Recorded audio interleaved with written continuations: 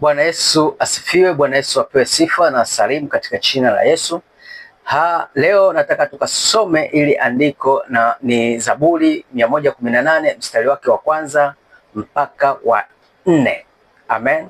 Naenda kusoma katika jina la Yesu. Inasema, Haleluya, mshukuruni Bwana kwa kuwa ni mwema, kwa maana fadhili zake ni za milele.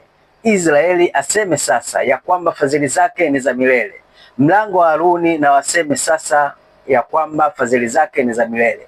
Wamchao Bwana na waseme sasa ya kwamba fadhili zake ni za milele. Amen.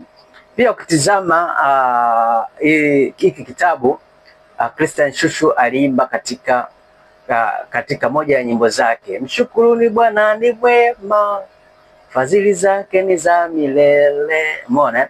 Kwa hiyo ile mistari aliitoa hapa. Hii inaitwa ni wimbo wa ushindi. Amen. Zaburi hii ni wito wa kumshukuru Mungu kwa wema usiobadilika. Tubarikiwe na hili andiko. Ukitaka ufafanuzi zaidi, basi nenda katika YouTube yangu utapata ufafanuzi wa hili andiko.